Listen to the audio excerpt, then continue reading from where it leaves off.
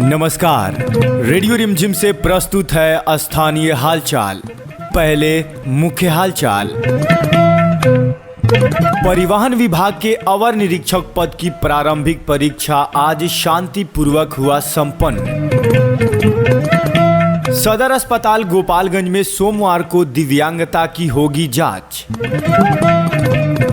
गोपालगंज के 6 प्रखंडों में अभी तक बाढ़ पीड़ितों को नहीं मिली है सहायता राशि। गोपालगंज शहर में 24 घंटे के भीतर मिले 7 कोरोना पॉजिटिव मरीज। और कुचायकोट थाना क्षेत्र के खेम मठिनिया गांव में बिजली के शॉर्ट सर्किट से गन्ने की खेत में लगी आग। हालचाल के इस अंक के साथ मैं अफसर अली। अब हालचाल विस्तार से। परिवहन विभाग के अवर निरीक्षक प्रारंभिक परीक्षा में 3 केंद्रों पर शांतिपूर्वक परीक्षा का संचालन हुआ। जिला प्रशासन पूरी तरह से मुस्तैद रहा। कई वरीय पदाधिकारी लगातार परीक्षा की निगरानी कर रहे थे। हमारे रेडियो रिमझिम के शहरी क्षेत्र के संवाददाता ने बताया कि डीएवी हाई स्कूल में 543 परीक्षार्थी उपस्थित रहे और 177 अनुपस्थित रहे। वहीं बीएम इंटर कॉलेज में परीक्षा देने वालों की संख्या 531 और अनुपस्थित 189 रहे। आगे हमारे संवाददाता ने बताया कि वहीं एसएस गर्ल हाई स्कूल में 552 परीक्षार्थी परीक्षा देने आए और 197 परीक्षार्थी इस परीक्षा में शामिल नहीं हो पाए। दिव्यांगों को जांच कराने के लिए और अब इंतजार नहीं करना पड़ेगा, क्योंकि सदर अस्पताल में जांच कैंप लगने के लिए तिथि जारी कर दिया है। 7 दिसंबर को दिव्यांगता जांच कैंप लगेगा। कैंप लगाने को लेकर स्वास्थ्य विभाग ने तैयारी शुरू कर दी है। इस मामले में हमारे रेडियो रिमझिम के शहरी संवाददाता ने बताया कि विशेषज्ञ डॉक्टर की टीम का गठन किया जा रहा है। वहीं फिजियोथेरेपिस्ट डॉक्टर सुजीत कुमार ने हमारे संवाददाता से कहा कि कैंप में दिव्यांगों की जांच कर उन्हें सिविल सर्जन की ओर से प्रमाण पत्र भी दिया जाएगा। सरकारी सभी योजनाओं का लाभ दिव्यांगता प्रमाण पत्र बनने के बाद मिलना शुरू हो जाएगा। सारण तटबंध टूटने से आई विनाशकारी बाढ़ से तबाह हुए बाढ़ पीड़ितों को सहायता राशि नहीं मिलने का मामला अब धीरे धीरे गरमाने लगा है। लोग बाढ़ पीड़ितों को अब तक सहायता राशि नहीं मिलने को लेकर प्रशासन की कार्यप्रणाली पर सवाल उठाने लगे हैं। इसी बीच प्रखंड के मुखिया संघ के सदस्य ने एसडीओ उपेंद्र कुमार पाल को ज्ञापन सौंपकर सहायता राशि से अब तक वंचित बाढ़ पीड़ितों को सहायता राशि उपलब्ध कराने की मांग भी की है। इस मामले में हमारे रेडियो रिमझिम के संवाददाता ने हमें बताया कि प्रखंड मुखिया संघ के अध्यक्ष सुनील सिंह ने बताया है कि विनाशकारी बाढ़ से प्रखंड के सभी पंचायत के लोगों की स्थिति बिगड़ गई है। बाढ़ की समाप्ति के बाद सरकार की तरफ से मिलने वाली सहायता राशि से अभी तक कई परिवार के लोग वंचित हैं। आगे उन्होंने कहा कि बाढ़ पीड़ित सहायता राशि पाने के लिए प्रखंड व अंचल कार्यालय का चक्कर लगा रहे हैं, लेकिन उन्हें लगातार लौटा दिया जा रहा है। कई बाढ़ पीड़ित परिवारों की स्थिति बहुत खराब है। कई परिवार अभी भी सड़क के किनारे अपना बसेरा किए हुए हैं। ऐसे में पीड़ित परिवार सरकार की ओर से 3 माह से टकटकी लगाए हुए हैं। उन्होंने आगे हमारे संवाददाता से बताया कि एसडीओ ने 10 दिसंबर तक सहायता राशि वंचित बाढ़ पीड़ितों के परिवार के खाते में राशि भेजवाने का आश्वासन भी दिया है। कोरोना संक्रमण की रफ्तार में लगातार कमी के आंकड़ों के बीच रविवार को कोरोना के 7 नए संक्रमित फिर से सामने आए हैं। नए संक्रमित मिले लोगों में बुजुर्ग व युवा शामिल हैं। इस अवधि में 3 लोगों ने कोरोना को मात देने में सफलता भी प्राप्त किया है। रविवार को संक्रमित लोगों के सामने आने के बाद जिले में कोरोना के एक्टिव मामलों की संख्या 124 तक पहुंच गई है, जबकि पूरे जिले में कोरोना के कुल मामले बढ़कर 5622 तक पहुंच गए हैं। कोरोना संक्रमण के घटते बढ़ते आंकड़ों के बीच स्वास्थ्य विभाग ठंड के इस मौसम में आम लोगों से लगातार सतर्कता बरतने की अपील कर रहा है, ताकि इस संक्रामक बीमारी से लोगों को बचाया जा सके। इसको लेकर स्वास्थ्य विभाग लोगों को लगातार जागरूक भी कर रहा है।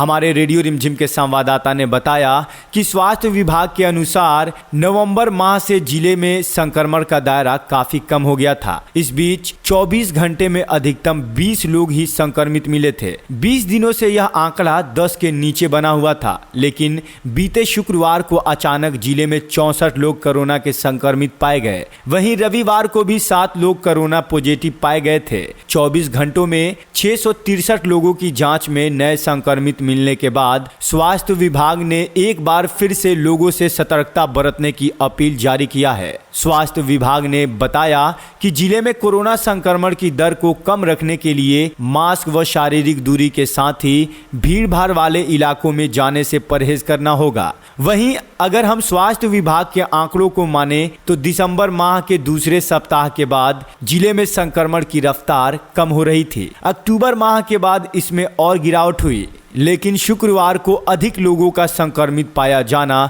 चिंता का कारण बना है। जिले में वर्तमान समय में कोरोना के एक्टिव कुल 124 मामलों में से 5 लोगों की हालत गंभीर है, बाकी लोग तेजी से ठीक हो रहे हैं।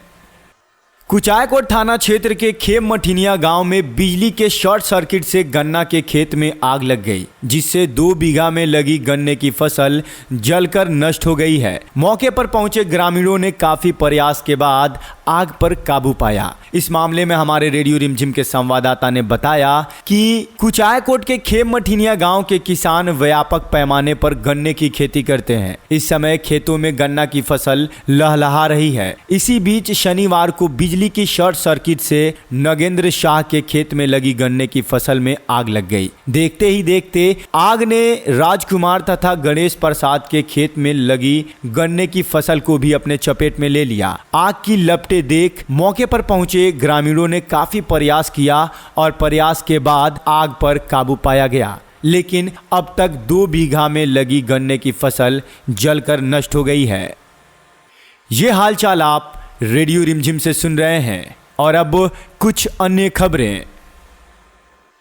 बिजली बिल का वितरण नहीं करना अब रेवेन्यू फ्रेंचाइजी को भारी पड़ने लगा है। विद्युत विभाग अब बिजली बिल के वितरण को लेकर गंभीर है। शनिवार को बिजली बिल वितरण की समीक्षा के दौरान बिल का वितरण नहीं करने का मामला सामने आने के बाद उचका गांव प्रखंड के बलेसरा पंचायत तथा फुलवरिया प्रखंड के फुलवरिया पंचायत के रेवेन्यू फ्रेंचाइजी का लाइसेंस रद्द कर दिया है। इस संबंध में विद्युत आपूर्ति अवर प्रमंडल मीरगंज के देवेंद्र राम ने हमारे रेडियो रिमझिम के संवाददाता को बताया कि उचका गांव प्रखंड के बलेसरा पंचायत में कार्यरत rural revenue franchisee Saddam Khan तथा फुलवरिया प्रखंड की फुलवरिया पंचायत में कार्यरत फ्रेंचाइजी गौतम माझी के लाइसेंस को कार्य में लापरवाही बरतने तथा उपभोक्ताओं के बीच बिजली बिल का सही ढंग से वितरण नहीं करने के आरोप में रद्द कर दिया गया है। अब उनकी जगह बलेसरा पंचायत में बीर बहादुर सिंह तथा फुलवरिया पंचायत में दुर्गेश कुमार राय को रेवेन्यू फ्रेंचाइजी बनाया गया है। उन्होंने आगे बताया कि सभी फ्रेंचाइजियों के साथ बैठक कर उनके कार्यों की समीक्षा करने के दौरान बिल वितरण में लापरवाही बरतने का मामला सामने आने पर ही यह कार्रवाई की गई। नगर थाना क्षेत्र के तुरकहां रेलवे ढाला के समीप NH 531 पर एक ट्रक तथा बाइक के बीच हुई टक्कर में बाइक सवार पिता व पुत्र गंभीर रूप से घायल हो गए हैं। हादसों के बाद आसपास के लोगों ने घायल पिता व पुत्र को इलाज के लिए सदर अस्पताल में भर्ती कराया, जहां घायल पिता की हालत गंभीर देख चिकित्सकों ने उन्हें मेडिकल कॉलेज गोरखपुर रेफर कर दिया है। हादसे के बाद हाईवे पर काफी देर तक जाम की स्थिति भी बनी रही। बाद में सूचना मिलने पर मौके पर पहुंची पुलिस ने ट्रक को जब्त कर वहां से हटवाया। ट्रक चालक फरार हो गया और पुलिस ट्रक चालक की तलाश अभी कर रही है। इस मामले में हमारे रेडियो रिमझिम के संवाददाता ने बताया है कि जादवपुर थाना क्षेत्र के जागीरी टोला गांव निवासी झूलन राम के घर शादी है। शनिवार को झूलन राम अपने पुत्र अप्पू कुमार के साथ बाइक से पटाखा खरीदने के लिए मीरगंज जा रहे थे। अभी ये लोग तुरकहां रेलवे ढाला के समीप पहुंचे ही थे कि तभी एक ट्रक से इनकी टक्कर हो गई। इस हादसे के बाद गंभीर रूप से घायल झूलन राम तथा उनके पुत्र अप्पू कुमार को आसपास के लोगों के सहयोग से सदर अस्पताल में भर्ती कराया गया, जहां झूलन राम की हालत गंभीर देख चिकित्सकों ने उन्हें मेडिकल कॉलेज गोरखपुर रेफर कर दिया है। शहर में अभी एक भी पार्क नहीं है। बच्चे गली मोहल्लों में खेलते कूदते हैं। यह देखते हुए नगर परिषद ने शहर के ब्लॉक मोड़ के समीप चिल्ड्रेन पार्क बनाने की पहल को शुरू किया है। चिल्ड्रेन पार्क 50 लाख रुपए की लागत से बनवाया जाएगा। शनिवार को स्थल निरीक्षण करने के बाद नगर परिषद के मुख्य पार्षद हरेंद्र चौधरी ने हमारे रेडियो रिमझिम के संवाददाता को बताया कि शहरी क्षेत्र में छोटे बच्चों को खेलने के लिए कोई भी पार्क नहीं है। इसको लेकर शहर के लोगों ने सुझाव दिया था कि शहर के बीच में एक पार्क बनवाया जाए। लोगों के इस सुझाव पर ब्लॉक मोड़ के समीप खाली पड़ी सरकारी जमीन पर चिल्ड्रेन पार्क बनाने का प्रस्ताव नगर विकास विभाग को भेज दिया गया था। नगर विकास विभाग ने चिल्ड्रेन पार्क बनाने की अपनी स्वीकृति दे दी है। स्वीकृति मिलने के बाद चिल्ड्रेन पार्क बनाने की दिशा में कार्य शुरू हो गया है। जनवरी महीने तक चिल्ड्रेन पार्क बनकर तैयार हो जाएगा। पार्क बन जाने से शहर के अन्य लोगों को भी सुविधा होगी। वे सुरक्षित तरीके से मॉर्निंग वॉक कर सकेंगे। आगे उन्होंने हमारे रेडियो रिमझिम के संवाददाता से ये भी कहा कि बुजुर्ग इस जानकारी से काफी खुश हैं।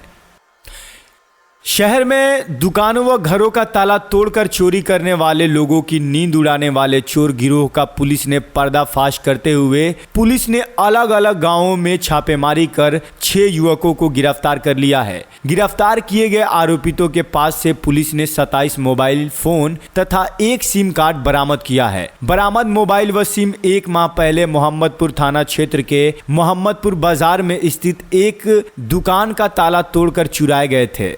आरोपितों से पूछताछ करने के बाद पुलिस उन्हें रविवार को न्यायिक हिरासत में जेल भेज दिया है। इस मामले में एसडीपीओ नरेश पासवान ने हमारे रेडियो रिमझिम के संवाददाता से बताया कि 1 माह पूर्व मोहम्मदपुर बाजार स्थित एक मोबाइल दुकानदार का ताला तोड़कर चोरों ने मोबाइल फोन सहित हजारों रुपए कीमत के सामान चुरा लिए थे। दुकान मालिक के आवेदन पर अज्ञात चोरों के खिलाफ प्राथमिकी दर्ज कर पुलिस ने मामले की जांच पड़ताल शुरू कर दी। इसी बीच पुलिस को सूचना मिली कि मोबाइल दुकान का ताला तोड़कर चुराए गए मोबाइल फोन की एक युवक बिक्री कर रहा है। इस सूचना के आधार पर पुलिस ने मोहम्मदपुर थाना क्षेत्र के कुशहर मठिया गांव में छापेमारी कर इंदर महतो के पुत्र दीपक कुमार को गिरफ्तार कर लिया। गिरफ्तार आरोपितों की निशानदेही पर पुलिस ने छापेमारी कर नगर थाना क्षेत्र के मठिया गांव निवासी दूधनाथ शाह के पुत्र रवि कुमार, मोहम्मदपुर थाना क्षेत्र के कुशहर मठिया गांव निवासी भंगी महतो के पुत्र विकेश कुमार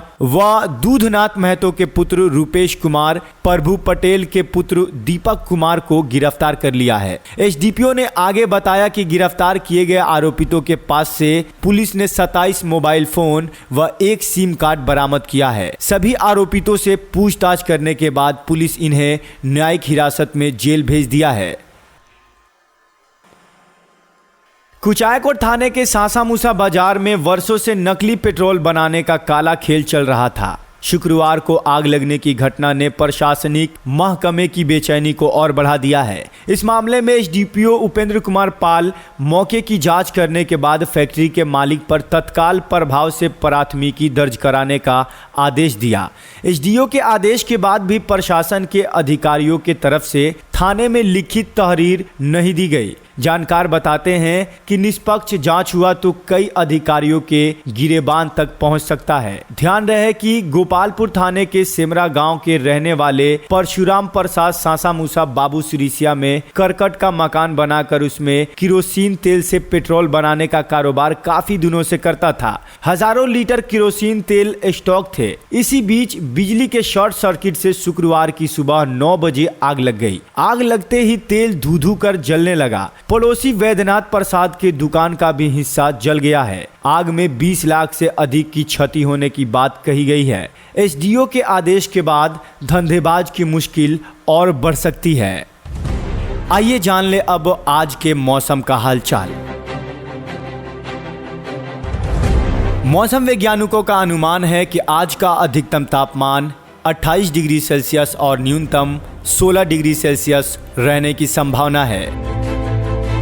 और अब अंत में मुख्य हालचाल एक बार फिर से। परिवहन विभाग के अवर निरीक्षक पद की प्रारंभिक परीक्षा आज शांतिपूर्वक हुआ संपन्न। सदर अस्पताल गोपालगंज में सोमवार को दिव्यांगता की होगी जांच। गोपाल गोपालगंज के 6 प्रखंडों में अभी तक बाढ़ पीड़ितों को नहीं मिली है सहायता राशि। गोपालगंज शहर में 24 घंटे के भीतर मिले 7 कोरोना पॉजिटिव मरीज। और कुचायकोट थाना क्षेत्र के खेम मठिनिया गांव में बिजली के शॉर्ट सर्किट से गन्ने की खेत में लगी आग। हालचाल के इस कड़ी से दीजिए अफसर अली को जाने की इजाजत। नमस्कार।